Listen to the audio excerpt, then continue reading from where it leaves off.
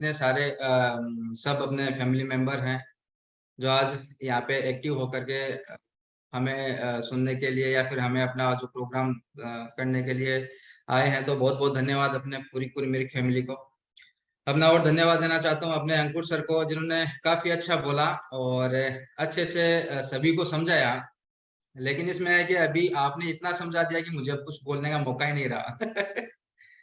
लेकिन अभी भी क्या है, हम शुरुआत करते हैं कि क्लोजिंग किस तरीके से करें। आप जो आज जो हमारा मेन पॉइंट है वो है क्लोजिंग का। क्योंकि हमने देखा है कि काफी बार हम मार्केट में जाते हैं तो हम सिर्फ डोजरा के बारे में बोलते हैं, मार्केटिंग करके आते हैं, लेकिन सेल्स नहीं करते। सिर्फ ओनली फॉर मार्केटिंग करते हैं। तो मार्केटिंग और सेल्स में बहुत डिफरेंस होता है। तो आज हम उन्हीं टॉपिक्स के ऊपर बातचीत करेंगे, भाई सेल्स क्या होता है और मार्केटिंग क्या होती है। क्योंकि 95% लोगों की जो सेल्स है वो सेल्स नहीं आती है। क्यों? क्योंकि वो सेल नहीं करते बल्कि मार्केटिंग करके आते हैं। तो सेल्स किस तरीके से होती है, तो उसके मैंने कुछ आज पॉइंट्स हैं, तो पॉइंट्स आपको शेयर करता हूँ। और साथ साथ में जो हमारे जो प्रैक्टिकल जो एक्सपीरियंस है वो भी हम आपको बताते बताते रहेंगे साथ साथ में। तो स्क्रीन शेयरिंग हो रही है ना सबको? जी सर। ओके, तो फिर तो सबसे पहले सबका वेलकम है अपने मेरी फैमिली में।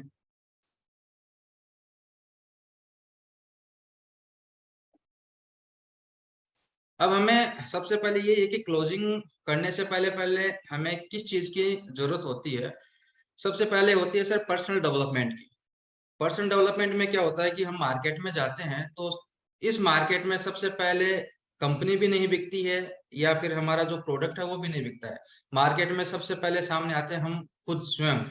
ठीक है ना? तो मार्केट में अगर हमारी अगर पर्सनैलिटी अच्छी होती है, हम अच्छे ड्रेसअप में जाते हैं, अच्छे तरीके से जाते हैं, तो ज्यादा अच्छा एक्सपीरियंस रहता है और लोग हमें अच्छे से सुनते हैं। अब कई बार हम देखते हैं कि हमारा जो कपड़े हैं वो अस्त व्यस्त हैं, नीचे स्लीपर है, स्लीपर में भी हम जाते हैं लोगों को प्लान दिखाने के लिए या फिर डोलेरा के बारे में बताने के लिए।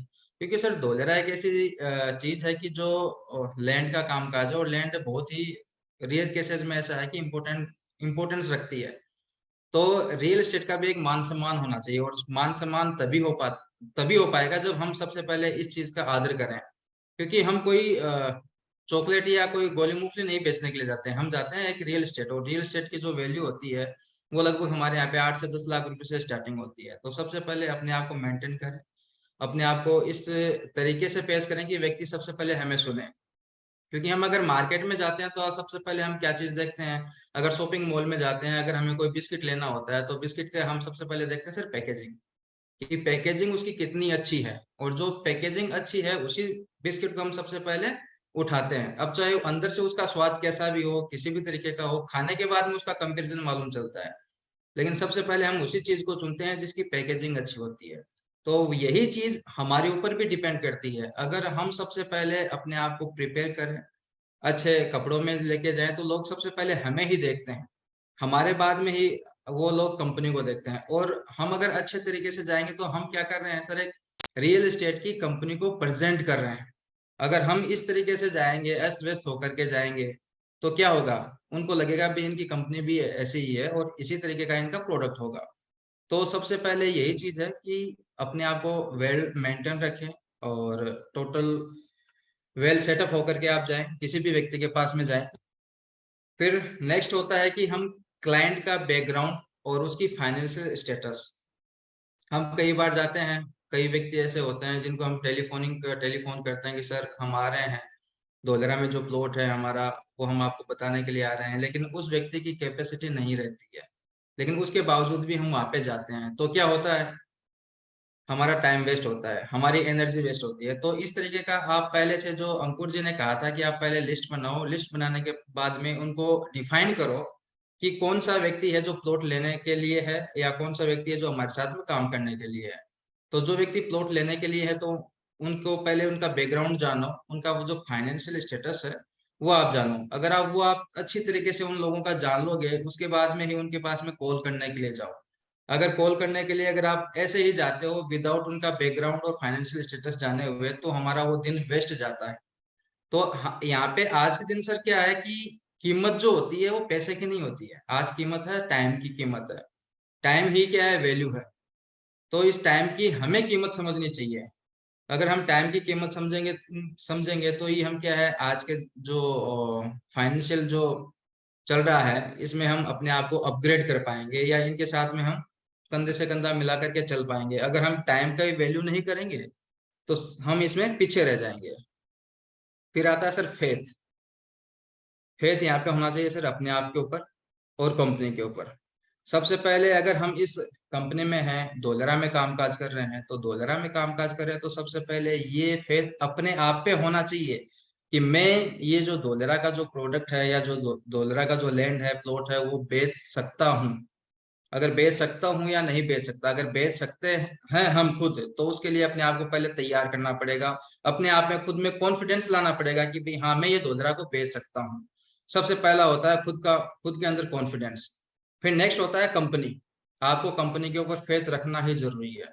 कई व्यक्ति होते हैं कि हाँ देखते हैं, सोचते हैं हम क्या है कि हमें इस समय पैसों की जरूरत है, तो साम दाम दंड भेद किसी भी तरीके से हम क्या करते हैं, व्यक्ति को रॉन्ग कमिटमेंट या मिस सेलिंग करके आ जाते हैं। क्यों? क्योंकि हमें पैसों की जरूरत होती है, इसी वजह से। तो ये चीजें जो आप मिस सेलिंग करते हो, तो इस मिस सेलिंग नहीं करें। सबसे पहले फेथ बनाए कंपनी पे। अगर आपके वो कंपनी के ऊपर फेथ है तो आप मार्केट में अच्छे तरीके से बोल सकते हो, बता सकते हो। और मार्केट में सबसे पहले सर हमारा विश्वास बिकता है। हम किस कॉन्फिडेंस के साथ में हम अपने डोलरा को, अपनी मिरिक फैमिली को, या फिर अपने जो रेसिडेंशियल या इंडस्ट्रियल प्लॉट को हम मार्केट में रखते हैं, जितने हम 100% विश्वास विश्वास के साथ में रखेंगे, उसी हिसाब से हमारी सेल बढ़ेगी। और विश्वास तभी आता है जब आपको अपने ऊपर और कंपनी के ऊपर 100% फेथ हो तो ही। तो सबसे पहले यही चीज है कि आपको कंपनी पे, डोलेरा पे और अपने आप के ऊपर फेथ रखना जरूरी है। तो फेथ बनाओ। अगर आपको किसी भी चीज की शंका हो, समस्या हो, समाधान हो, तो अपने लीडर हैं, लीडर से पूछो। अगर लीडर्स भी अगर कंफर्म अगर आपको सेटिस्फाई नहीं कर पा रहा है, तो आप कंपनी से, क्या कंपनी को पूछो। आपको हर तरीके का, हर सवाल का सर जवाब मिलेगा। लेकिन कम से कम पहले फेथ को जनरेट करो। फेथ होगा तो आप मार्केट में निकल पाओगे। तो फेथ बनाओ सबसे पहले। फिर अपना आता है नेक्स्ट चीज आती है कॉल रेशियो। अपने जैसे अंकुर जी ने कहा था कि आप अपनी लिस्ट बनाओ, सारी चीजें करो। तो कॉल रेशियो क्या होता है कि आप जितने ज्यादा कॉल करोगे, तो एक मार्केटिंग का एक नेचुरली ही है जो रेशियो है 10:2 का। अगर आप 10 व्यक्तियों को अगर डोलरा के प्लॉट के बारे में समझाते हो, डोलरा के बारे में समझाते हो, उसमें से 6 व्यक्ति आपको सुनेंगे। आपको 6 व्यक्ति आपको सुनेंगे। 6 व्यक्ति में से जो 4 व्यक्ति हैं, 4 व्यक्ति आपको हाँ कहेंगे कि हाँ हम डोलरा में प्लॉट लेंगे। और लास्ट में आते हैं 2 व्यक्ति, 2 व्यक्ति आपको जाकर के डोलरा में प्लॉट लेंगे। तो ये मार्केटिंग एंड सेल्स का रेशियो है। ये अपना, आप चाहे कोई भी प्रोडक्ट हो, आपका चाहे कोई भी सेक्टर हो, ये कॉल रेशियो जो मार्केटिंग एंड सेल्स का है, ये सबके ऊपर समान रूप से कामकाज करेगा। तो इसमें एक ही चीज है कि आप ये चुनो कि भाई कि मैं कितनी कॉल कर पा रहा हूँ। एक दिन में अगर आप 4 कॉल करते हो महीने की, सर आपके पास में 120 कॉल होती हैं। 120 कॉल होती हैं, अगर 1% भी अगर रेशियो मान के चलते हैं, 120 में से अगर सपोज दैट कि अगर 10:1 का रेशियो भी लेके चलते हैं, तो सिर्फ 12 प्लॉट आते हैं। 12 नहीं तो 6 तो आएंगे। अगर 6 प्लॉट भी आते हैं तो आप अपनी इनकम का देखो भाई कितनी, किस रेट से आपकी इनकम बढ़ रही है। लेकिन इस चीज के ऊपर आपको खुद को अमल करना पड़ेगा और खुद को मार्केट में जाना पड़ेगा। अपना जो कॉल रेशियो है वो आपको बढ़ाना पड़ेगा। 10:10 का रेशियो, 10:1 का रेशियो तो आएगा ही आएगा, मरी से मरी हालत में आएगा ही आएगा। और वो चीज आएगी आपकी कॉन्फिडेंस के ऊपर, आप अपने कॉन्फिडेंस से कितना आप मार्केट में बता रहे हो। फिर आता है सर कंपनी इंट्रोडक्शन। अपने बहुत से डीलर बोलते हैं सर हमें तो 8 महीने हो गए, 6 महीने हो गए, 3 महीने हो गए, अभी तक हमारी एक भी कॉल यानी कि एक भी क्लोजिंग हुई नहीं है। बहुत सारे ऐसे हैं अपने डीलर्स हैं जो बोलते हैं 1 महीना, 2 महीना, 8-8 महीने से उनकी क्या क्लोजिंग नहीं आ रही है। तो उनके पीछे का रेशियो यही है कि वो मार्केट में सिर्फ पैसा कमाने के लिए जा रहे हैं। आप मार्केट में सिर्फ पैसा कमाने के लिए मत जाओ। आप वहां पे जो डोलेरा है, डोलेरा का सिर्फ इंट्रोडक्शन करने के लिए जाओ कि मैं एक फाइनेंशियल प्लानर हूँ और आपको सिर्फ डोलेरा का इंफॉर्मेशन देने के लिए आया हूँ। अगर इस तरीके से जाओगे तो आप कॉन्फिडेंस के साथ में आप उनको बता पाओगे, कॉन्फिडेंस के साथ में आप उनकी क्लोजिंग कर पाओगे। लेकिन और उसके लिए सबसे पहली चीजें जरूरी है सर कंपनी का इंट्रोडक्शन। लगभग लगभग 50% से या 60% से अब वो अपने जो भी डीलर्स हैं उनको कंपनी का इंट्रोडक्शन देना नहीं आता। कि कंपनी क्या है, कंपनी कब से है, कंपनी कौन से सेक्टर में काम कर रही है, कंपनी का लैंड बैंक कितना है, कंपनी के जो भी डायरेक्टर्स हैं वो कौन कौन है, कंपनी के जो भी बैक ऑफिस की टीम है वो कौन कौन है, कंपनी का किस तरीके से अपना जो ये जो काम कामकाज करने का तरीका है, बहुत कम लोगों को पता है। तो जब आप लोग कंपनी के बारे में नहीं जानते हो अच्छे तरीके से, तो लोगों को क्या बताओगे, किस तरीके से समझाओगे? तो सबसे पहली चीज है कि आप कंपनी का इंट्रोडक्शन अच्छे तरीके से जान लो, पहचान लो। क्योंकि मार्केट में सबसे पहले जाते हैं तो हम जाते हैं, हमारी फेस वैल्यू काम आती है मार्केट में। सबसे पहले बिकते हैं हम, हमारे बाद में बिकती है कंपनी, और कंपनी के बाद में आता है, लास्ट में आता है अपना प्लॉट। तो सबसे पहले अपने आप को अपडेट करो, उसके बाद में कंपनी का जो इंट्रोडक्शन है, उसकी जो नॉलेज है, उसके बारे में आप टोटल 100% से नॉलेज लो। तो कंपनी का नॉलेज लेने के बाद में आता है सर धोलेरा एसआईआर, कि कंपनी कहाँ काम कर रही है। कंपनी धोलेरा एसआईआर में कामकाज कर रही है। तो धोलेरा एसआईआर क्या है, कब बन रहा है, कौन बना रहा है, कौन कौन कौन सी गवर्नमेंट इसमें एनरोल्ड है, कितने का इसमें फंड लग रहा है, कौन कौन सी कंपनी आ रही है, सारे के सारे आप 100% से इसका नॉलेज लो। क्योंकि मार्केट में हम तभी धोलेरा का प्लॉट बेच पाएंगे जब धोलेरा का आप 100% नॉलेज रखोगे। जब आपको धोलेरा में का 100% नॉलेज होगा तो ही आप धोलेरा में प्लॉट सेलिंग कर पाओगे। वरना सभी लोग बोलेंगे भाई मैं धोलेरा में क्यों जाऊंगा, मैं तो उदयपुर में भी ले सकता हूँ, मैं नोएडा में भी ले सकता हूँ, मैं हरियाणा में भी ले सकता हूँ। सूरत वाले बोलेंगे हम तो गुजरात में लेंगे, ये सूरत के नियर बाय लेंगे। मुंबई वाले बोलेंगे हम तो यहाँ पे पालगढ़ साइड में लेंगे। तो हर चीज हर साइड से होगा, लेकिन धोलेरा में ही क्यों? हम इन्वेस्टमेंट कर रहे हैं तो धोलेरा में ही क्यों कर रहे हैं? तो उसके लिए प्रॉपर आपको धोलेरा का नॉलेज होना जरूरी है। आप अपने सीनियर से ले सकते हो, लीडर से ये ले सकते हो, हमारे यहाँ पे जो जूम मीटिंग चल रही है उनसे आप धोलेरा का नॉलेज ले सकते हो। लेकिन धोलेरा का नॉलेज लेना आपको 100% कंपल्सरी है। क्योंकि धोलेरा के बारे में अगर आप जानते नहीं हो तो आप इसको सेलिंग नहीं कर पाओगे। यानी कि कभी कभी क्या मिस सेलिंग हो जाता है। कई कई व्यक्ति, जैसे अभी अंकुर जी ने कहा था कि कई व्यक्ति बोल रहे हैं कि सर वहां पे तो चिप का प्रोडक्शन भी स्टार्ट हो गया है, हमने देखा है, अपनी आंखों से देखा, वहां पे चिप की लाइन लगी हुई है। तो फिर क्या है, यहाँ पे क्या है, मिस सेलिंग करना स्टार्ट कर देते हैं व्यक्ति। तो ये ना हो, उसके लिए आपको 100% नॉलेज चाहिए। फिर आता है सर अबाउट प्रोजेक्ट। अपने प्रोजेक्ट के बारे में आपका कितना नॉलेज है, हमारे पास में कंपनी में कितने प्रोजेक्ट हैं, कौन कौन से प्रोजेक्ट चल रहे हैं, इंडस्ट्रियल में कितने प्रोजेक्ट हैं, रेसिडेंशियल में कितने प्रोजेक्ट हैं। अगर इंडस्ट्रियल में अपना प्रोजेक्ट है तो उसमें उस प्रोजेक्ट में कितने प्लॉट्स हैं, कितने कितने स्क्वायर यार्ड के हैं, उसमें क्या रेट चल रही है, टोटल सर आपको इन्फॉर्मेशन होनी चाहिए। अगर एक प्लॉट अगर 100 स्क्वायर यार्ड का है, अगर 5,000 रुपया स्क्वायर यार्ड का भाव है तो उसका क्या रेट लगेगा, उसमें अपना एडवोकेट की फी कितनी कितनी लगेगी, स्टाम्प पेपर की चार्ज कितना आएगा, रजिस्ट्रेशन का चार्ज कितना आएगा, एक्स्ट्रा चार्ज कितना लगेगा। इस तरीके का टोटल नॉलेज आपको अपने प्रोजेक्ट के बारे में, प्लॉट के बारे में 100% से आपको होना चाहिए।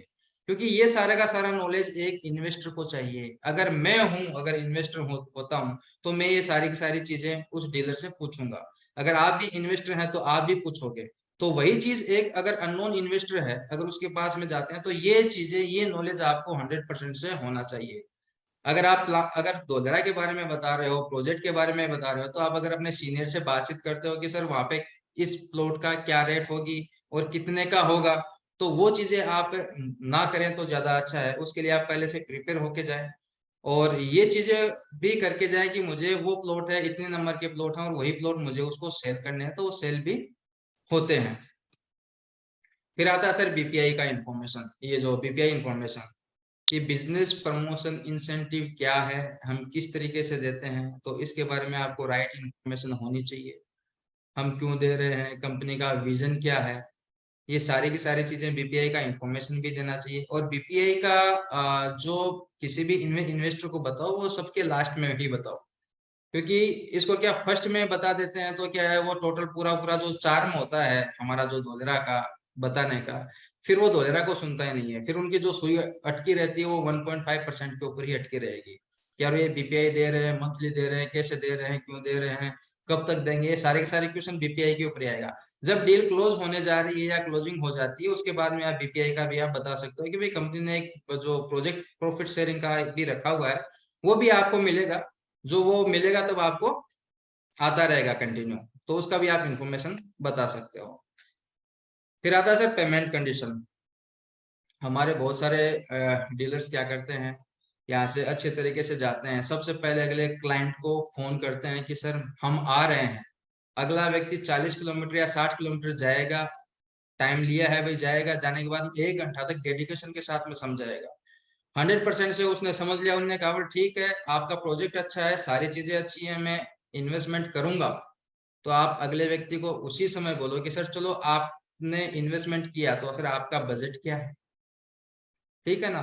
और वो ये जो बजट का जो कंफर्मेशन आएगा, वो आपको जो सेकंड नंबर का जो टॉपिक है, क्लाइंट का बैकग्राउंड और उसकी फाइनेंशियल स्टेटस, इससे आपको पता लगेगा। तो अगर कोई बड़ा क्लाइंट है, बहुत बड़ा क्लाइंट है, तो आप उसको 8-10 लाख रुपए वाले प्लॉट के ऊपर बिल्कुल भी पिच मत करो।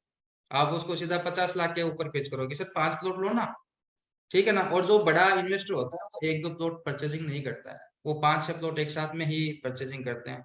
हमारे साथ में भी आज जुड़े हुए हैं काफी, दिल्ली से भी हैं, उदयपुर से भी हैं, भावनगर से भी हैं, जिन्होंने लगभग 10-10 प्लॉट एक एक इन्वेस्टर ने ही लिए हैं। तो उनका भी बहुत बहुत धन्यवाद आज।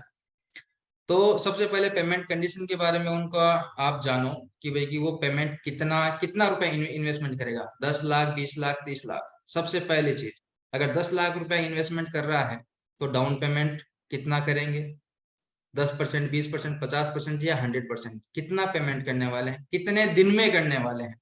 अब जैसे कि एग्जाम्पल के रूप में मैं आपको बताऊं, एक क्लाइंट है, क्लाइंट को हमने दोधरा के बारे में समझा दिया, सारी चीजें समझा दी। अब क्लाइंट क्या बोलता है, चलो ठीक है सर, मैं देखता हूँ, सुनता हूँ, पहले मैं साइट विजिट करके आता हूँ, उसके बाद में बताऊंगा। तो सर साइट विजिट के ऊपर, तो साइट विजिट तो लास्ट का काम काज है।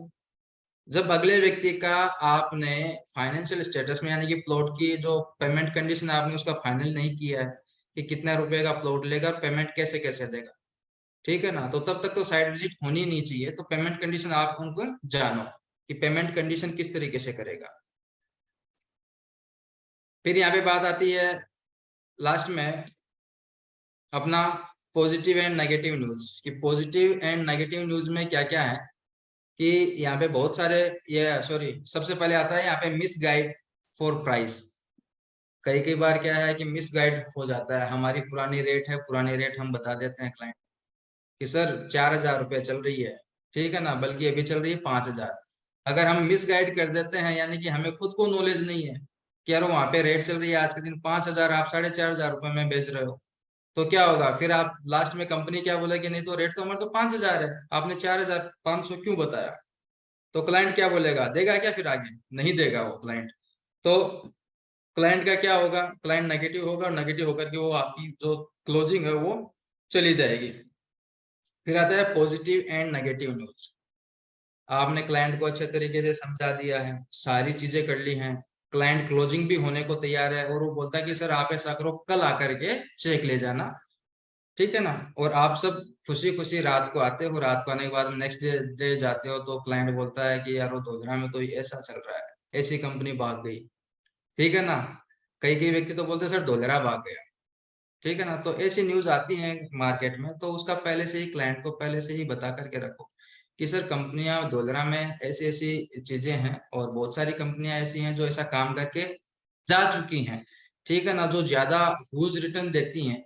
और वो ज्यादा बड़ा रिटर्न के चक्कर में लोग क्या है, लालच के चक्कर में आते हैं और फंस जाते हैं, और उनका जो पैसा है वो ब्लॉक हो जाता है, या फिर उनका पैसा फंस जाता है। तो ऐसी स्कीमों के चक्कर में ना फंसे।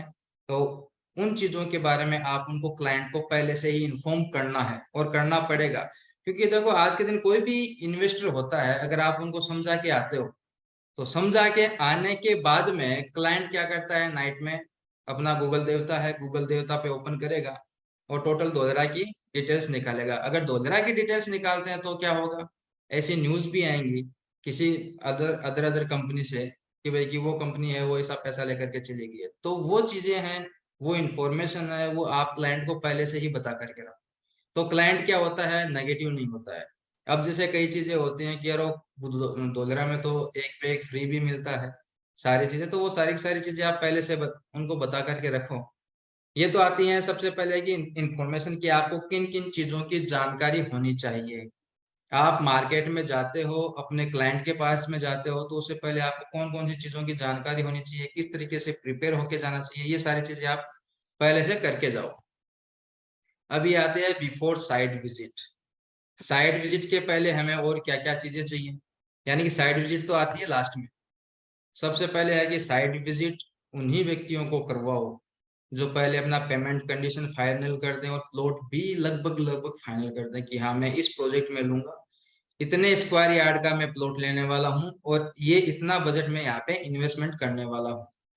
और उनसे जो टोकन अमाउंट है तो टोकन अमाउंट वहां पे 100% लो ही लो। जैसे अंकुर जी ने कहा था कि आप चेक है तो चेक तो ले ही लो, ठीक है ना, क्योंकि इससे क्या होता है कि एक क्लोजिंग पार्ट है, अगर आपने सारा दोहरा के बारे में समझा दिया है, उसको किसी भी तरीके की शंका नहीं है, तो सबसे पहले ये यही है कि अपना प्लॉट बुकिंग का एक फॉर्म आता है जो अपनी वेबसाइट के ऊपर है, वो आप अपलोड कर लो और उसका प्रिंट आउट निकाल लो, और किसी भी अगर हम इन्वेस्टर के पास जाते हैं, क्लाइंट के पास में जाते हैं, तो वो फॉर्म फुलफिल करवा लो तुरंत ही कि सर ये फॉर्म है, इसमें आप अपनी जानकारी दे दीजिए, आपने जो प्लॉट सिलेक्शन किया है प्लॉट नंबर लिख दीजिएगा, वो किस रेट में हमने बुक किया है वो उसमें लिख दीजिएगा, और जो भी पेमेंट है उनका 10% या 30% 50% जो भी पेमेंट है वो आप उनसे ले लीजिएगा, क्योंकि ये होती है क्लोजिंग का पार्ट। अब हम क्या करते हैं, हम जाते हैं धोलरा के बारे में समझा के आते हैं, मार्केटिंग करके आते हैं, धोलरा ये है ये है ये है, ऐसा ऐसा शहर बनने वाला है।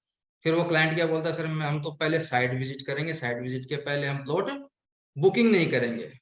तो आते हैं वो जो अपने जो डीलर्स हैं वो क्या बोलते हैं सबसे पहले अपने लीडर्स को कि सर वो तो साइट विजिट की बात कर, साइट विजिट की तो आती है सर सबसे लास्ट में, क्या आपने क्लोजिंग की बात की, बोले सर क्लोजिंग की कौन सी, आपने क्या प्लॉट बुकिंग के ऊपर ध्यान दिया, बोले सर नहीं दिया, प्लॉट बुकिंग के लिए बोला, बोले नहीं बोला, आपने प्लॉट उनको पसंद करवाया, बोले नहीं करवाया, कितना अमाउंट वो इन्वेस्टमेंट करवाएंगे कि ये क्या करेंगे आपने पूछा, बोले नहीं पूछा, तो फिर आपने क्लोजिंग कहाँ से आएगी आपकी, आप सिर्फ मार्केटिंग करते हो, आप सिर्फ धोधरा की मार्केटिंग करते हो या कंपनी की मार्केटिंग करते हो, इससे आपका भला नहीं होने वाला।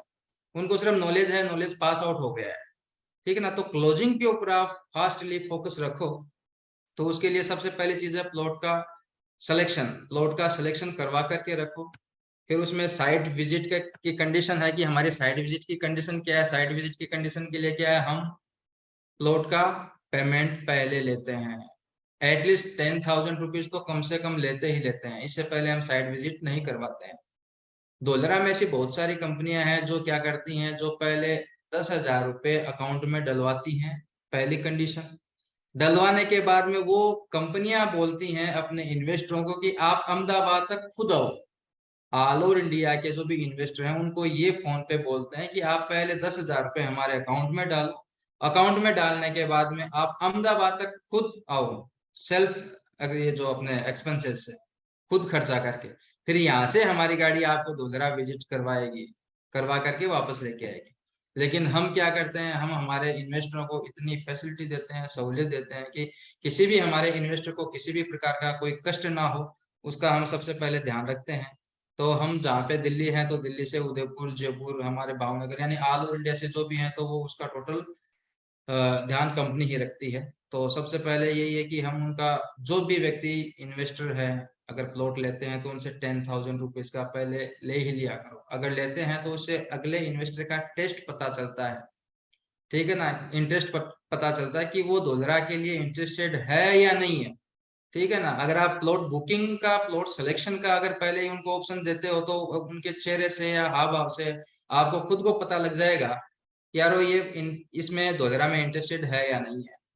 और उसके बाद में अमाउंट रिसीव की अमाउंट कितना देंगे, वो जो पेमेंट कंडीशन है वो आप कर सकते हो, पेमेंट कंडीशन बिफोर विजिट, और पीडीसी चेक जैसे अपने अंकुर जी ने कहा था, तभी तो मैंने आपको बोला कि भाई अंकुर जी ने तो सारी चीजें पहले ही बोल दी जो हम बोलने वाले थे। तो ये सारी चीजें हैं।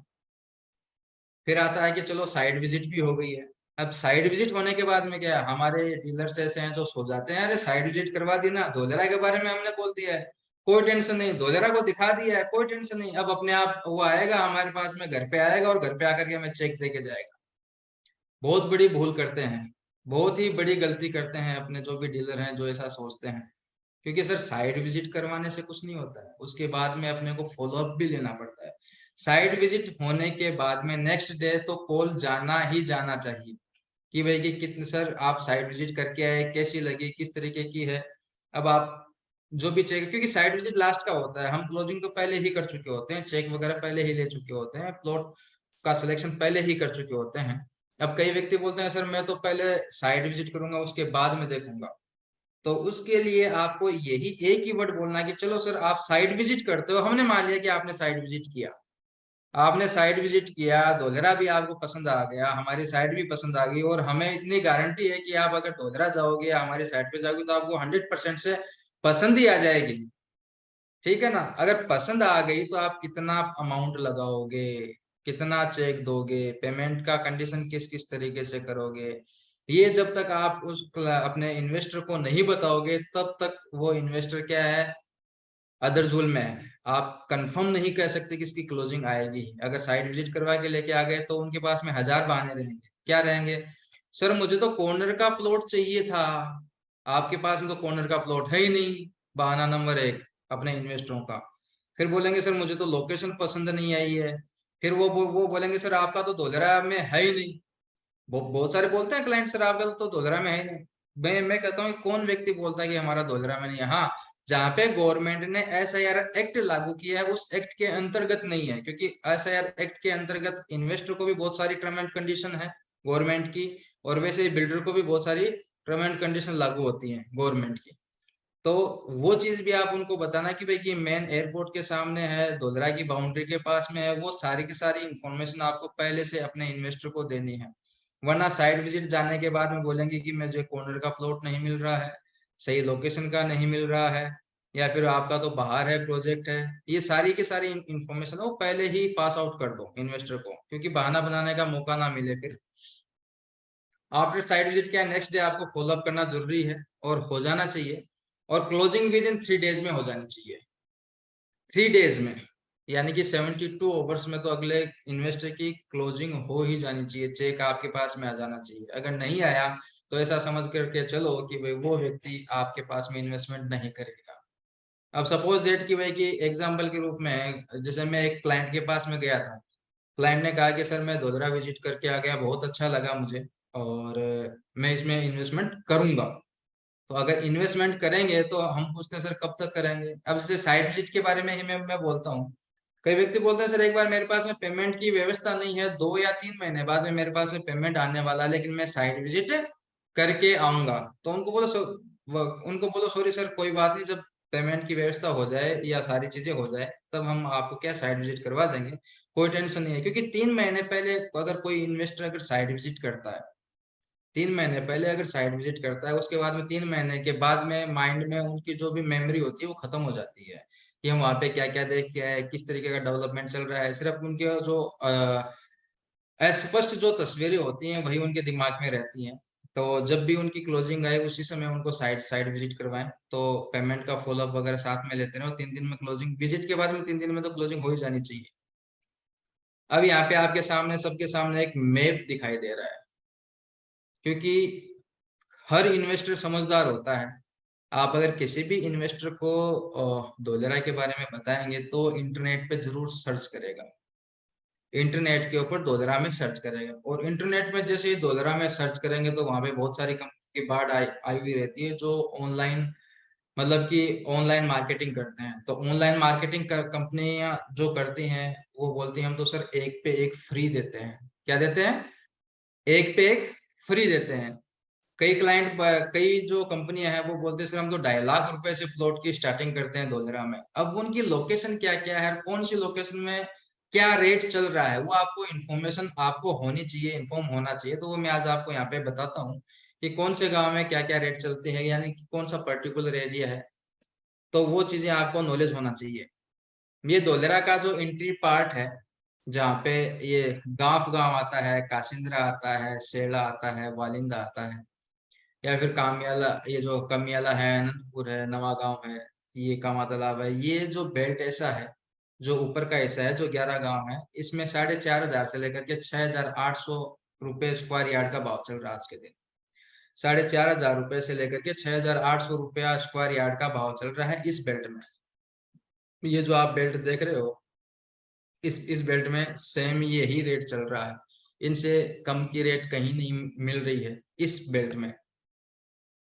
जो मैंने आपको बताया सेम है, ये कामियाला, अनंतपुर, बुरहानपुर, इस साइड में।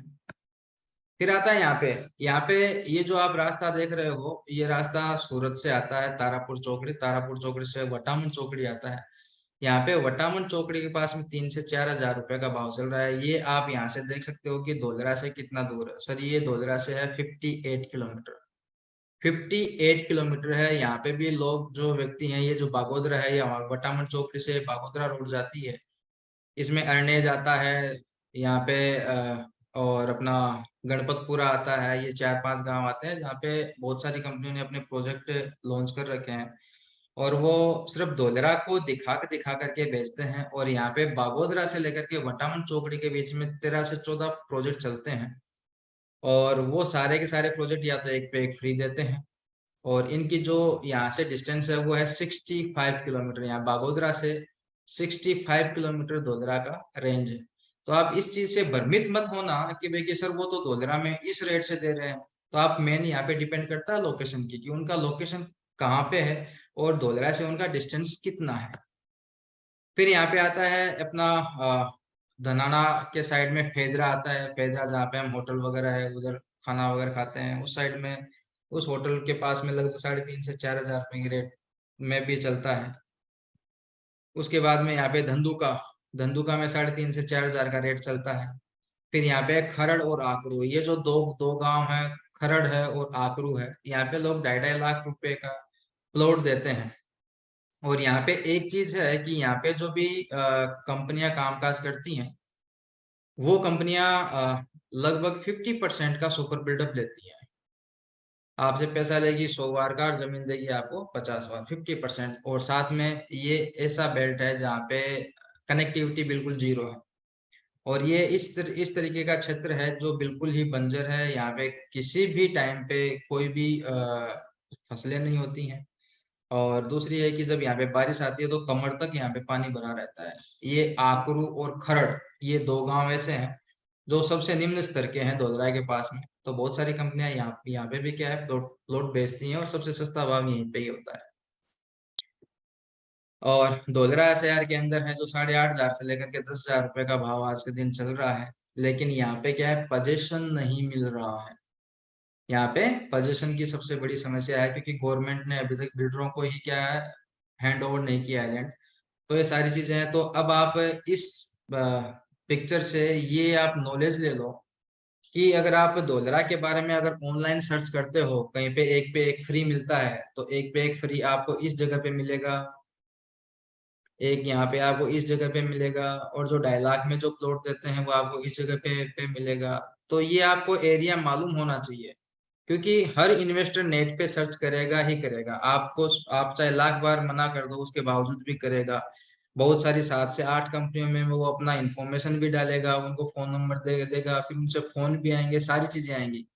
ये सारी चीजें आपके साथ में भी होने वाली है, और ये जो होकर के ही रहेंगे। तो सबसे पहले आप अपने इन्वेस्टर को ये सारा इंफॉर्मेशन आप पास आउट करो। अगर पास आउट नहीं करोगे तो आपको समस्या आएगी, फिर बोलोगे सर मेरे पास तो क्लोजिंग नहीं आई है। तो क्लोजिंग अपने आप ही नहीं आएगी, क्योंकि आपने उनको 100% नॉलेज नहीं दिया है। तो ये सारी चीजें हैं। तो आपका बहुत बहुत धन्यवाद कि आप यहाँ पे इतनी देर तक हमें सुना। और भी अगर किसी को कोई भी किसी भी तरीके का अगर है कोई भी क्वेश्चन, तो आप आराम से पुटअप कर सकते हैं।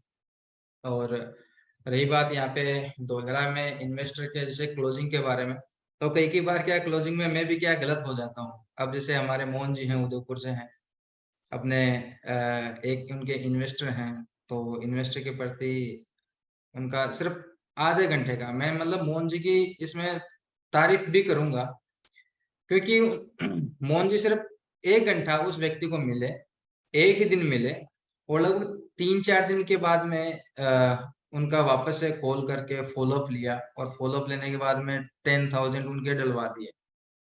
उनके प्रति मेरी उस इन्वेस्टर के प्रति मेरी ये थी कि भाई वो इन्वेस्टर क्या है, इन्वेस्टमेंट नहीं करेगा, आप चाहे उनका कितना भी कर लो। लेकिन मोहन जी में ये रियल में मोहन जी काबिल तारीफ है। उन्होंने उनका 100% उन्होंने कमिटमेंट किया था मोहन जी ने कि मैं 30 दिन में इस व्यक्ति का आपको 100% पेमेंट आपको डलवा के दिखाऊंगा, और उन्होंने डलवाया। क्योंकि मेरा क्योंकि अदर स्टेट के बंदे होते हैं ना, तो अदर स्टेट के बंदे इतनी जल्दी फेथ नहीं करते हैं कि भाई वो किस तरीके से करेंगे, ठीक है ना। लेकिन मोहन जी ने ये चीजें साबित कर किया है कि भाई रियल में वो लीडर हैं, और लीडर की तरह रहते हैं। और बाकी अपने अंकुर जी ने आज काफी अच्छा समझाया। तो हमें भी अच्छा लगा कि आज हमारी मेरी फैमिली आज इतना गैदरिंग अच्छी है और सब अच्छे एक्टिव होकर के सुन भी रहे हैं। तो सबको मेरी फैमिली को बहुत बहुत धन्यवाद कि आप यूं ही हमारे साथ में बने रहें। तो बहुत बहुत सभी को धन्यवाद। कंटिन्यू हितेश जी। जी सर, जी सर। यस, किसी का कोई अगर क्वेश्चन है तो अपना हैंड रेज कर सकते हैं। सो आई थिंक यस, अगर वो चैट में भी डाल सकते हैं, अदरवाइज तो अपना डायरेक्टली हैंड रेज करेंगे, ज्यादा बेटर रहेगा। सो हमारे सीएमडी सर उनका कुछ सॉल्यूशन लाएंगे, उनको कुछ रिप्लाईज मिलेगी जो उनके बिजनेस में व्यापार बढ़ाने में कैसे हेल्प करेगा उनको। ये तो सबसे पहले, वाह, ये तो सभी लोग के हैंड रेज हो रहे हैं। सबसे पहले मैं रिक्वेस्ट करूंगा मिस्टर हितेश पटेल सर। जी सर जी।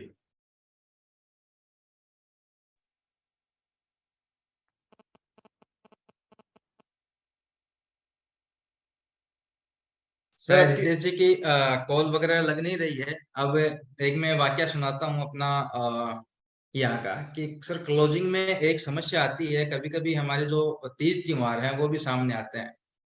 जैसे मेरे बात चल रही है नवरात्रा की। नवरात्रा कौन से, जो शारदीय नवरात्रा आते हैं उस समय की। तो शारदीय नवरात्रा से पहले क्या आता है? कौन सा मास आता है? मलमास आता है। श्राद्ध श्राद्ध पक्ष आता है। तो बहुत सारे व्यक्ति बोलते हैं कि सर श्राद्ध में हम प्लॉट नहीं लेते हैं, हम अच्छा कामकाज नहीं करते हैं। तो मेरा यही हुआ कि मैं 1 महीने तक अच्छी खासी मेहनत की। सभी लोगों ने कहा कि सर श्राद्ध चल रहे हैं, श्राद्ध चल रहे हैं, श्राद्ध में हम क्या है प्लॉट में इन्वेस्टमेंट नहीं कर सकते। तो क्या मैं चुपचाप वहां पे बैठ जाऊंगा या अपने इन्वेस्टर की बातें सुनूंगा? अगर इन्वेस्टर की बातें सुनेंगे तो क्लोजिंग कैसे आएगी? तो मैंने सभी सारे इन्वेस्टरों को कहा कि सर श्राद्ध पक्ष चल रहे हैं, ये तो आपके लिए अच्छा मौका है। बोले कैसे? तो मैंने कहा कि आप इस समय क्या करो कि आप, ये फॉर्म है, फॉर्म फुलफिल कर दो। ये जो प्लॉट है, प्लॉट का आप लोकेशन है ये चूज कर दो। और अपना डाउन पेमेंट है 51,000 है या लाख रुपया आप दे दो। ठीक है ना? ये मैं जो फॉर्म, ये जो डालूंगा या जो प्लॉट बुकिंग करूंगा ये मैं करूंगा फर्स्ट नवरात्रि।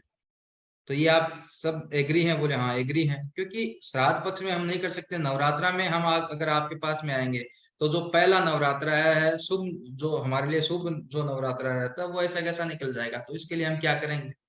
तो मैंने, सर आप मानोगे नहीं, श्राद्ध में मैंने 35 प्लॉट्स की बुकिंग की। और लगभग फर्स्ट नवरात्रि में मैंने लगभग उनमें से 31 यानी कि 31 प्लॉटों की एक साथ में बुकिंग की उस दिन। 31 प्लॉटों की एक साथ में बुकिंग की। तो सर कभी भी ऐसा लगे कि भाई कि हाँ हमारा श्राद्ध पक्ष चल रहा है, मलमास चल रहा है, जैसे कि हमारे पास में अभी बारिश का मौसम भी सामने आने वाला है। तो इन्वेस्टर होता है, इन्वेस्टर तो एनी टाइम एग्री ही रहता है। बस उनको थोड़ा सा समझाने की जरूरत होती है कि हम किस तरीके से प्लानिंग करके उनको समझाएं। क्योंकि हम क्या है, फाइनेंशियल क्या प्लानर है, न कि हम दलाल हैं, ब्रोकर हैं। अपने आप को कभी भी आप दलाल और ब्रोकर मत समझो, आप अपने को समझो फाइनेंशियल प्लानर। कि मैं एक फाइनेंशियल प्लानर हूँ, अगले व्यक्ति की जो फाइनेंस की जो भी तकलीफें हैं वो दूर करने के लिए मैं जाऊंगा। इंश्योरेंस वाले जाते हैं, क्या बोलते हैं हमारे इंश्योरेंस में मेन उनका मकसद क्या रहता है? इन्वेस्टमेंट करवाना। और नाम क्या होता है? Financial planner. ठीक है ना? कि हम फाइनेंस की प्लानिंग करते हैं। अब वो शेयर मार्केट में करवाते हैं उनसे इन्वेस्टमेंट, ठीक है ना, एसआईपी में करवाते हैं, और उसके बाद में इंश्योरेंस में करवाते हैं। लेकिन उनका रिटर्न क्या? तो क्या वो चीज हम नहीं बोल सकते उनको? क्या चिल्ड्रन प्लान हम नहीं दे सकते उनको? क्या हम पेंशन प्लान हम नहीं दे सकते उनको? क्या हम फाइनेंशियल फ्रीडम हम नहीं दे सकते? उनसे बेहतर चीज हमारे पास में, हमारे पास में रियल एस्टेट है, जो रियल है। ठीक है ना? वो सारी चीजें हम उनको दे सकते हैं। तो हम अपने आप को फाइनेंशियल प्लानर के तरीके से वहां पे मार्केट में जाओ, उनको बोलो और सारी चीजें बताओ उनको। क्योंकि अगर आपको चिल्ड्रन का अगर करना है, प्लानिंग करना है, ठीक है ना, तो आप उनको बोलो कि आप एक प्लॉट ले सकते हो। एक प्लॉट लेने के बाद में जब आप 5 साल के बाद में जैसे उनकी हायर एजुकेशन आती है, उनकी शादी आती है, तो 10 ईयर में 10 टाइम्स अपना हो ही जाएगा धुलरा में। वो तो आप सब जानते हो। तो अगर अगर आप 8 लाख का लेते हो तो 80 लाख रुपए का अगर आपका प्लॉट होता है तो क्या है, क्या 80 लाख में उनकी हायर एजुकेशन हो सकती है, फॉरेन एजुकेशन हो सकती है, उनकी शादी हो सकती है, तो सारी चीजें हो सकती है। अगर हम रिटायरमेंट के बारे में बातचीत करते हैं तो रिटायरमेंट में अब 35 ईयर का या 40 ईयर का अगर व्यक्ति यहाँ पे इन्वेस्टमेंट करता है, 10 टाइम में 10 ईयर होता है, तो जैसे कि व्यक्ति कोई भी सर्विस वाले हो, अगर वो जब पूरी 30 साल, आप इस चीज से आप अंदाजा लगा लो कि एक फर्स्ट गजेटेड ऑफिसर जो होता है वो अपनी पूरी जिंदगी में अगर 1 लाख रुपए महीने की इनकम से अगर वो स्टार्ट करता है तो 10 साल तक उसका वही रहता है। 10 साल बाद में उसका प्रमोशन होता है, सारी चीजें होती हैं, जस्ट डबल होता है। अगर इस तरीके से करेंगे तो सर 6.5 करोड़ रुपया वो अपनी पूरी जिंदगी में कमाएगा। कितना? 6.5 करोड़ रुपया, यानी कि 30 साल की लाइफ। अब आप ये देखो कि क्या हमारे जो कैपेसिटी है वो क्या 6 करोड़ रुपए की है? वो भी 30 साल, हमने अपनी पूरी जिंदगी, आप ऐसा मत समझो कि मैंने सर्विस की है या नौकरी की है, बल्कि आपने अपनी जिंदगी गिरवी रख दी है उस कंपनी को। 30 साल, अपने जो पूरी जिंदगी के 30 साल उसको गिरवी रख दिए हैं, वो भी 5 से 6 करोड़ में। आप में सर इतनी कैपेसिटी है कि आप 10 करोड़, 15 करोड़, 20 करोड़ रुपए कमा सकते हैं। सिर्फ चीज, एक ही चीज की कमी है कि वो आपको कोई रास्ता दिखाने वाला नहीं था। आज यहाँ पे आपके पास में प्लेटफॉर्म भी है, मौका भी है, ठीक है ना? तो ये सारी चीजें हैं, ये मौके हैं सर, ये बार बार नहीं आने वाले हैं। इस पे आप 100% डेडिकेटेड होकर के कामकाज करो, यहाँ पे लाइफ बदल जाएगी। और यहाँ पे मैं आपको बताऊं, जैसे कि हम जो पेंशन प्लान के बारे में है, तो जो रिटायरमेंट का है, तो आप 1-2 प्लॉट आराम से ले सकते हो, रिटायरमेंट आराम से आपका हो सकता है। चिल्ड्रन जो अपना, आपको जो हायर एजुकेशन के बारे में मैंने आपको बताया वो हो सकता है। जैसे कि कई व्यक्ति, मुझे तो रेंटल इनकम चाहिए, मंथली इनकम चाहिए, तो भाई 2 प्लॉट ले लो, ठीक है ना? एक प्लॉट 5 साल के बाद में, 8 या 10 साल के बाद में बेच करके उसी पैसे से आप वहां पे मकान बना लेना, और वही मकान के आप प्लॉट वो क्या रेंट पे दे देना, तो आपकी रेंटल इनकम भी चालू हो जाएगी। भाई 5 साल तक तो आपको प्रोजेक्ट का प्रॉफिट शेयरिंग आ ही रहा है ना, तो आपको टेंशन क्या है? 5 साल के बाद में एक एक प्लॉट सेलिंग करके उसका जो भी पैसा आता है उसे आप मकान बना लो और उसे रेंट पे दे दो, तो रेंटल इनकम आपकी चालू हो गई है। तो ये सारी की सारी चीजें हैं, और वो चीजें हमें ही बतानी पड़ेगी मार्केट में आकर के, क्योंकि क्लाइंट को क्या है समझ में नहीं आता। जैसे हमारे यहाँ पे संजय चतुर्वेदी जी हैं, उदयपुर से। उनका पास में शेयर मार्केट में पैसा पड़ा हुआ था, तो ऐसे ही उदयपुर में मिले थे हमें एक दिन। तो उनको हमने बताया कि सर ऐसा ऐसा है। सर ने कहा, बोले मेरे पास में पड़ा हुआ है फंड। मैंने कहा कि शिफ्ट कर दो, स्विच तो करना है ना आपका। ऐसे ही हमारे पास में काफी इन्वेस्टर हैं जिनका म्यूचुअल फंड में पैसा पड़ा हुआ था, जिनका जो म्यूचुअल फंड का जो पोर्टफोलियो है, किसी का 50 लाख था, किसी का 1 करोड़ था, किसी का 2 करोड़ था। तो उन्होंने क्या किया, उन्होंने हमें यही कहा कि सर हम अपने फंड को स्विच कर रहे हैं, क्योंकि म्यूचुअल फंड और शेयर मार्केट में क्या है, सेफ्टी नहीं है, 100% रिस्क है। तो उन्होंने क्या किया कि अपना जो फंड है वो ला करके प्रॉपर्टी ले ली। प्रॉपर्टी का जो रजिस्ट्री है वो अपने नाम से करवा लिया, तो 100% सेफ एंड सिक्योर हो गया। अब जो मंथली रिटर्न उनको आ रहा है, प्रोजेक्ट प्रॉफिट शेयरिंग उनको वो आ ही रहा है, और वो जो कंटिन्यू हमारे यहाँ से जो कंटिन्यू मंथली पेमेंट जा रहा है, मंथली पेमेंट जा रहा है, वो वापस से वो अपने म्यूचुअल फंड में डाल रहे हैं। तो यानी कि वो डबल बेनिफिट ले रहे हैं। म्यूचुअल फंड से पैसा यहाँ पे लगाया, यहाँ पे 18% रिटर्न लेकर के 18% जो मंथली रिटर्न में वापस जा रहे हैं। तो बहुत सारे अपने इन्वेस्टर हैं, तो उनको हमें ही बताना पड़ेगा। तो सर यहाँ पे 2 पार्टिसिपेंट ने राइज हैंड किया है, तो सर उनका ओपन कीजिएगा। Yes mister Faheem sir.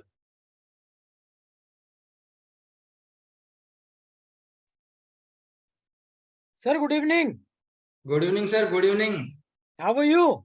बस फाइन। आज तो बर्थडे है, किसका? आपका बर्थडे है क्या सर आज? नहीं, ये तो पिछले साल का लगा रखा है मैंने। जी। हर रोज बर्थडे मनाता हूँ मैं अपना, हर क्योंकि रोज हर रोज बर्थडे। नई जिंदगी मिलती है ना सर। जी जी जी। जिंदगी रोज मिलती है, मौत एक बार मिलती है बस। हाँ, बताइए बताइए सर। एक ना बहुत गंभीर सवाल है मेरा। जी बताइए सर। अगर ये कंपनी भागेगी तो भाग के कहाँ तक जा सकती है? सर भागने की नौबत ही नहीं आएगी, क्योंकि लैंड बैंक ही इतना पड़ा हुआ है। अब किसी ने पूछा मेरे भाई साहब भाग जाएगी तो कौन हाँ, जिम्मेदार होगा? मैंने उनको देखो बोला यार, आपका क्या इतना लेके इतना सारा जाएगी। लैंड बैंक पड़ा है। अब हाँ, राजन साहब सर पे लेके तो भागेंगे नहीं कहीं, तो कोई जी। इतना सारा लैंड बैंक लेके भागेंगे कहाँ? हाँ, धोलेरा में ही कहीं भागेंगे। जी। हाँ, धोलेरा में तो पकड़ ही लेंगे उनको कहीं ना कहीं। हाँ हाँ। तो बड़े सीरियस होके पूछते हैं लोग, भाग हम्म। गई तो? क्योंकि ये जी। तो एक पेट पेट शब्द हो गया है हाँ हाँ कंपनी हाँ। के साथ कनेक्ट होने का लोगों का, जी। कि कंपनी भाग गई हम्म। तो भैया क्या होगा? तुम्हारी जमीन तुम्हारे पास पड़ी है, भाई तुम्हें हंड्रेड कुछ परसेंट नहीं सेफ एंड देगी। सिक्योर है आपकी लैंड, टेंशन क्यों हाँ, लेते हो? तभी तो हम, हमारा सबसे पहला चीज है सर, इन्वेस्टर का सर जो खून पसीने की कमाई है ना, इन्वेस्टर सिर्फ 2 ही चीज चाहता है कि मैं जो पैसा लगा रहा हूँ वो मेरा सेफ एंड सिक्योर रहना चाहिए। पहला कंडीशन, बड़े नहीं बड़े उसको सेकेंडरी मैटर है वो। करेक्ट, इन्वेस्टर का पहला है कि मेरा पैसा सेफ एंड सिक्योर रहना चाहिए। तो सर एब्सोल्युटली। उसके लिए सबसे पहला काम हम यही करते हैं कि यहाँ पे सर हम प्लॉट देते हैं। हम इन्वेस्टमेंट नहीं करवाते हैं, हम प्लॉट देते हैं। अगर आप हमारे यहाँ पे प्लॉट परचेजिंग करते हो तो ही आप यहाँ पे इन्वेस्टमेंट करो। आप ऐसा नहीं कि भाई मैंने लाख दिया 2 लाख दिया और आप हमें मंथली प्रोजेक्ट का प्रॉफिट शेयरिंग दे दो, ऐसा इम्पॉसिबल है। तो हम सबसे पहले रजिस्ट्री करवाते हैं, उनका दस्तावेज करवाते हैं, म्यूटेशन करवाते हैं, 7/12 में एंट्री करवाते हैं, तो 100% अगले व्यक्ति को सेफ एंड सिक्योर करते हैं। और उसके बाद में उनका जो प्रोजेक्ट प्रॉफिट शेयरिंग है वो उनका स्टार्ट हो जाता है। देखो सारा सवाल जो है पूरा सिस्टम समझा दो, पूरा जी धोलेरा समझा दो, पूरा फॉक्सकॉन समझा दो, टाटा समझा दो, आटा समझा दो, बाटा समझा दो, सब समझा दो, उसको समझ में आ जाएगा। जी। लेकिन जब हम उसको बोलते हैं तेरे को हम ये 1.5% और देंगे भाई महीने का, हम्म। असली कहानी तो यहाँ से शुरू होती है। हम्म। सवालों की जो बौछार है वो यहाँ से शुरू होती है हम्म। कि भाई अच्छा ऐसा होगा तो ये हम्म। कहाँ से देगी और कैसे देगी और क्यों देगी। हम्म। तो ये सारे सवाल ना इस शब्द के बाद शुरू होते हैं। जी। उसके बाद तो वो हाँ करता रहता है, जी अच्छा है, तो बहुत अच्छा है, बहुत उसके अच्छा लिए है। उसके लिए तो हमने आपको पहले ही बताया हुआ है कि कंपनी क्यों दे रही है, किस तरीके से दे रही है और क्यों दे रही है। Correct correct. भाई कैसे दे रही है, क्यों दे रही है और किस तरीके से दे रहे हैं, ये तीनों क्वेश्चन हम आपको हर मीटिंग में बताते हैं, जो भी सेमिनार होते हैं उसमें। चलो मेरे से किसी ने पूछा नहीं था, मैंने ऐसे ही बोल दिया। जी जी जी कोई बात नहीं, कोई बात। नेक्स्ट अभी। इतने इतने तो एक्सपर्ट हो ही गए कि जवाब दे ही देते हैं सब चीजों जी के। Thank you sir. जी संजय जी। हाँ जी, मिस्टर संजय जी। सर नमस्ते। जय श्री नमस्ते कृष्ण। सर, नमस्ते, जय श्री कृष्ण, जय श्री कृष्ण सर, बताइए। कैसे हैं सर आप? बजाय बस बड़े भाइयों का आशीर्वाद है। आपका चाहिए सर। बस मैं ये कह रहा था कि आपने जो उस समय प्रेजेंटेशन देखा था आपके साथ बैठ के, जो 5 मिनट की जो मेरी फीलिंग हुई थी जी। उस समय जो डिसीजन लिया था मैंने, तो अभी मैं बता दूं कि जो मेरे पास शेयर थे उस समय उसकी रेट अभी 0.75 रह गई, मतलब हम्म। 25% नीचे गिर गए हैं वो। जी तो वो और इधर तो बढ़ ही गया है, ऐसा ये तो बात पक्की है। जी हौसला बढ़ गया अभी। और दूसरा हाँ, है, इसमें तो विश्वास है कि पैसा जमीन में लगेगा तो बढ़ेगा, वो कहीं जी जी जाने जी वाला जी। नहीं, वो तो सर कभी। अपने मेरी फैमिली में आकर के आपको आपको कैसा लग रहा है? मेरे को अच्छा लग रहा है। मैं तो 4-5 जनों को सजेस्ट भी किया है। जी एक अहमदाबाद में भी हैं, वो शायद 1-2 दिन में आपसे बात करेंगे। जी श्योर। और मैं कर रहा हूँ, प्रयास कर रहा हूँ अपनी तरफ से। और बाकी मैंने प्रेजेंटेशन देखा, मजा आ गया देख के आज मेरे को। बहुत बढ़िया, थैंक यू सर। तो जो चीज़ था कि अभी मेरे को उसका पूरा डिटेल समझना चाहिए ताकि बताने में ईजी रहता है। तो जी अपन जब तक कॉन्फिडेंट नहीं होंगे या उसमें फेथ नहीं आएगा तब तक अपने को कन्वर्ट करने में मुश्किल रहेगा, ये बात सही है। जी जी सर, थैंक यू सर। पर आपसे मिलकर अच्छा लगता है मेरे को। हमें भी सर लगता है अपनी पूरी मेरी फैमिली से मिल करके हमें रियल में खुशी होती है। जी thank you. Thank you sir, thank you.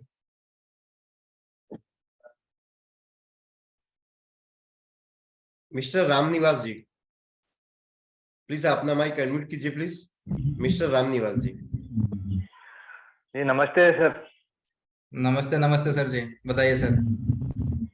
बस बढ़िया सर, आप सुनाइए कैसे हो सर? बस हम तो अच्छे ही हैं, अपनी मेरी फैमिली से मिलके और भी अच्छे हो जाते हैं हम तो। मेरा एक क्वेश्चन है सर। जी अपने सिक्योरिटी क्षेत्र में मैं किसी को भी बात चर्चा चलाता हूँ, हाँ। प्लान प्रैक्टिस बताता हूँ, हम्म। तो लोग डरने लगे। कैसे हाँ समझाऊं उसको? हाँ हाँ हाँ। तो सर शेखावटी में मैंने आपको पहले ही बताया था कि शेखावटी में एक कंपनी थी, वो उनका एक्चुअल में धोलेरा का प्रोजेक्ट नहीं था।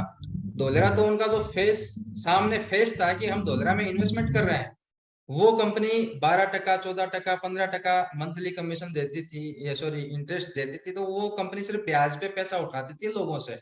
अब लोगों को वो चीज समझ में नहीं आती थी। अब क्या आप उन लोगों को या उन इन्वेस्टरों को पूछ सकते हो कि आपने उस कंपनी में कितना रुपया लगाया और किस लिए लगाया? वो इन्वेस्टमेंट यानी कि प्लॉट परचेजिंग करने के लिए नहीं लगाया सर, उन्होंने ब्याज के लिए लगाया था कि वो कंपनी हमें ज्यादा ब्याज दे रही है, इसके लिए हमने उस कंपनी में पैसा लगाया है, नहीं कि प्लॉट परचेजिंग के लिए लगाया। तो उसमें गलती देखो हम उन इन्वेस्टरों की ही मान सकते हैं, क्योंकि हर व्यक्ति को ये सूझबूझ होती है कि 8%, 10%, 12%, 15% मंथली सर इम्पॉसिबल है, इम्पॉसिबल। वो इतना जी रिटर्न सर, कहीं नहीं। जी उनको बोलते हैं तो वही ये प्लान का यार, वही सेम हमारे को आके बताया, ऐसे ही हमारे हम जाके जी। सेम पोजीशन बताते हैं, ये हमने किया, ऐसे ही हम डूब गए। अब उनको बोलो कि आपका क्या प्लॉट की रजिस्ट्री हुई है? प्लॉट तो उन्होंने लिया ही नहीं था। दिखाया तो नहीं मेरे को अभी तक कुछ प्रूफ उन लोगों ने, लेकिन वो बताते हाँ हाँ हमारे पास है। वो यार दिखा ना देते ना मेरे को नहीं है क्या नहीं है सर, आपके पास। उनने सिर्फ क्या इन्वेस्टमेंट सिर्फ इंटरेस्ट के लिए किया था, न कि जमीन परचेजिंग करने के लिए। हमारे यहाँ पे आ रहे हैं सर, हमें खुशी है कि हमारे यहाँ पे सबके सब रियल इन्वेस्टर आ रहे हैं।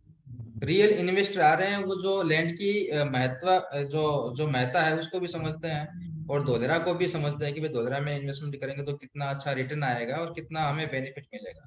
तो हमें यहाँ पे जो वो 1.5% के लिए नहीं आते हमारे पास में यहाँ पे, या फिर जो प्रोजेक्ट का प्रॉफिट शेयरिंग देते हैं उसके लिए नहीं आते। हमारे पास में रियल इन्वेस्टर आते हैं, जो व्यक्ति धोलेरा में एक्चुअल इन्वेस्टमेंट करना चाहते हैं। और हम भी यही चाहते हैं कि जो रियल इन्वेस्टर हैं वही आए, जो धोलेरा में इन्वेस्टमेंट करना चाहते हैं वही आए जी।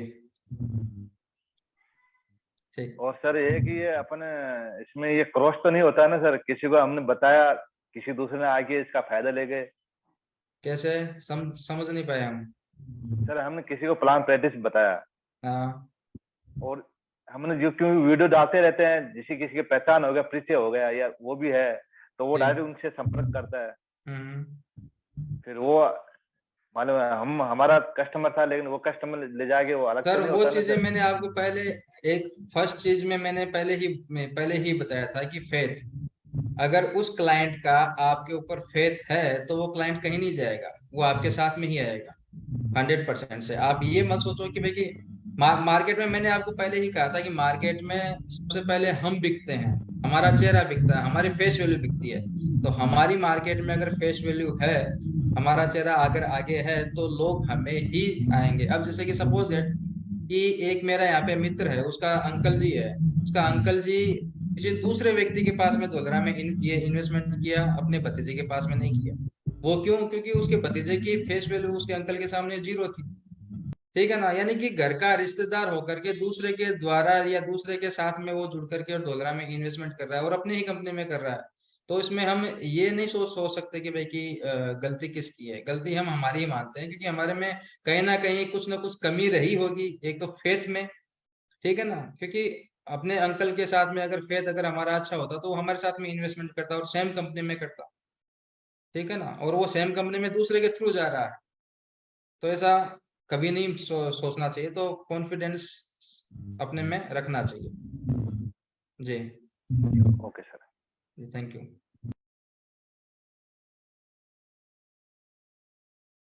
जी mister DK Ahmedabad.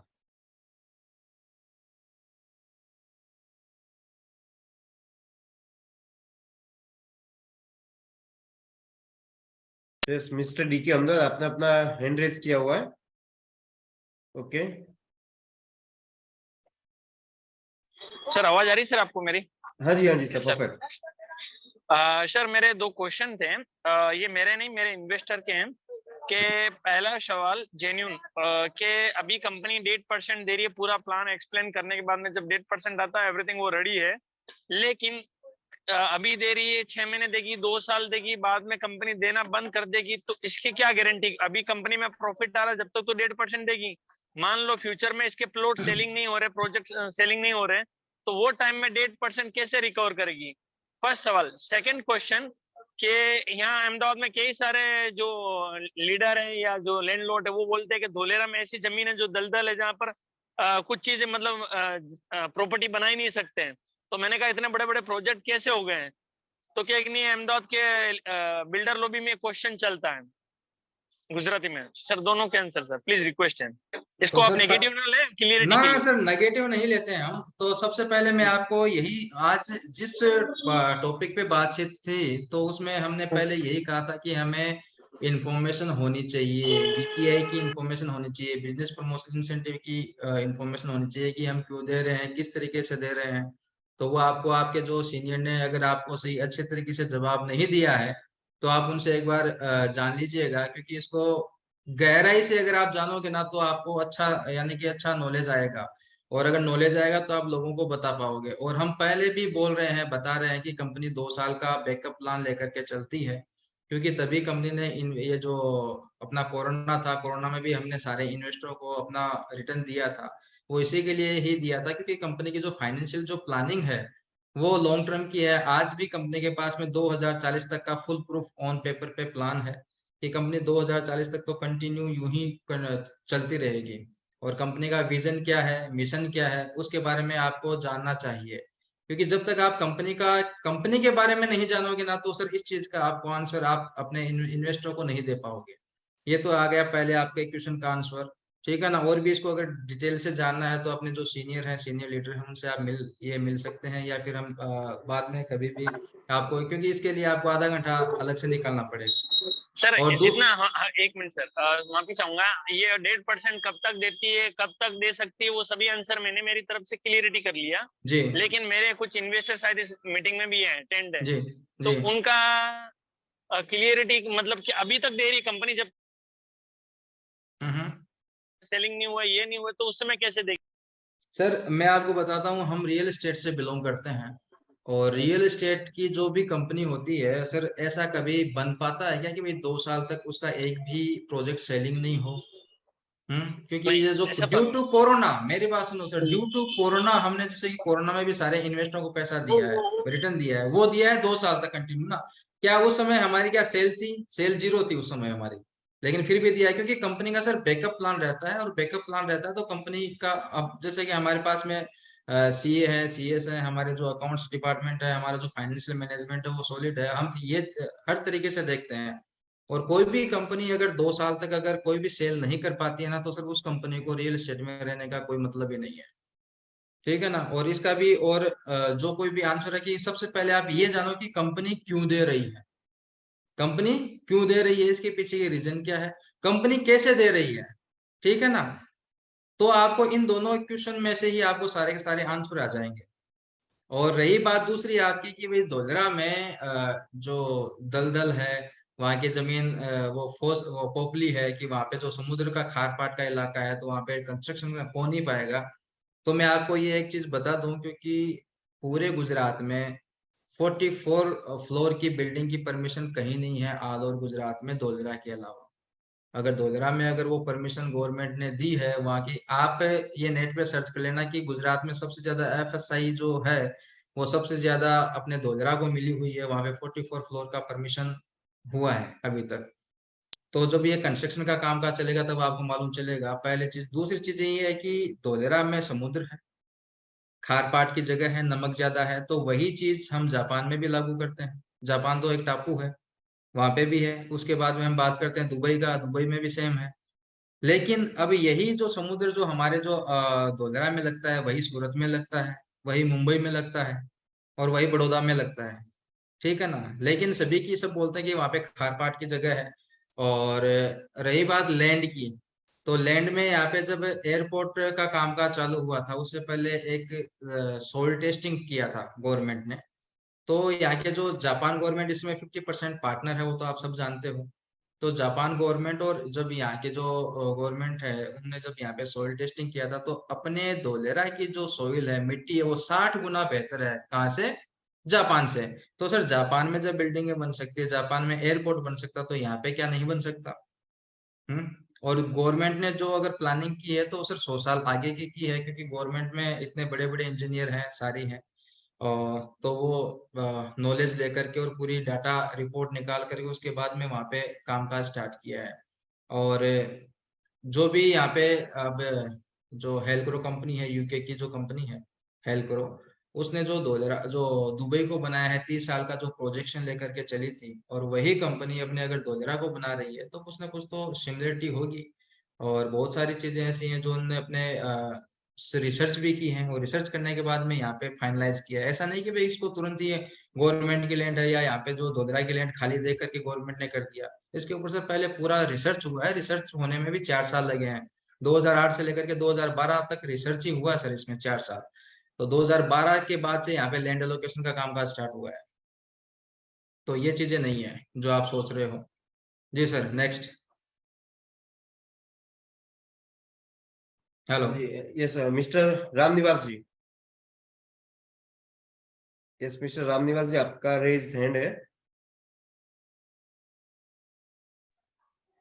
Sorry sir, मैं तो ऐसे ही ओके उठाया नहीं ओके अभी। Okay, no problem. So yes, request to mister VK Walaki sir.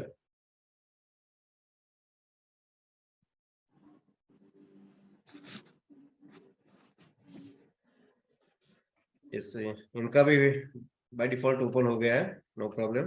तो सर So, बहुत yes. बहुत जी सर लास्ट है अनीता पाटीदार। यस अनीता मैम, आपका कोई क्वेश्चन है? जी सर। यस मैम, आपका कोई क्वेश्चन है मैम? आपका आपने हैंड रेस किया हुआ है। हाँ, जी मैम। बस आपका मतलब कि बहुत अच्छा है, लेकिन अभी पेमेंट हमारा पूरा हो गया है, पर रजिस्ट्री कब तक होगी वो कोई डेट नहीं दी है वेयर हाउस का। वेयर हाउस का मैडम ऐसा है कि ये 15 अप्रैल तक हमारे पास में कोई भी डेट अवेलेबल नहीं है, क्योंकि ड्यू टू जो जंतरी रेट जस्ट डबल हुई है गुजरात की, तो हाँ। गवर्नमेंट ने 15 अप्रैल लास्ट दिया है, तो 15 अप्रैल तक अभी तक कोई भी डेट नहीं मिली है। तो 15 के बाद में जब डेट ओपन होगी तब सबसे पहला अपना ही सर ये जो मैडम अपनी क्या रजिस्ट्री होगी, वो आप बिल्कुल टेंशन मत लो। और हमारी क्या हाँ। महीने में एक ही बार रजिस्ट्रियां होती हैं, जब 30 हो 40 हो 50 हो 60 हो, तो उस चीज की आप बिल्कुल बेफिक्र रहो, क्योंकि हाँ। इन्वेस्टरों का जो भरोसा है, विश्वास है, वो सबसे पहले आता है रजिस्ट्री पे। तो कंपनी सबसे हाँ। पहले रजिस्ट्री ही करके देती है अपने इन्वेस्टरों को, और उसी के ऊपर ही पहला फोकस रहता है। तो उस चीज के हाँ। लिए बिंदास रहो आप। और आपसे ज्यादा हमें टेंशन है, क्योंकि आपसे हमें 8-10 प्लॉट और भी तो लेने हैं ना इंडस्ट्रियल से, ठीक हाँ। है ना। तो आपसे हाँ। ज्यादा हमें टेंशन है कि भैया जैसे ही 15 तारीख के बाद में, क्योंकि यहाँ पे क्या है, 15 दिन का ही स्लॉट ओपन होता है। हाँ। 15 दिन का ही स्लॉट ओपन होता है, 15 दिन के बाद का क्या है, वो अनविजिबल रहता है। हाँ। तो 15 तारीख के बाद में जो कोई भी डेट हमें मिलेगी, उसमें सबसे पहले आपका ही जाएगा इसमें, ठीक है ना ma'am. Thank you sir. Okay okay, thank you. So yes, thank you all of you, thank you.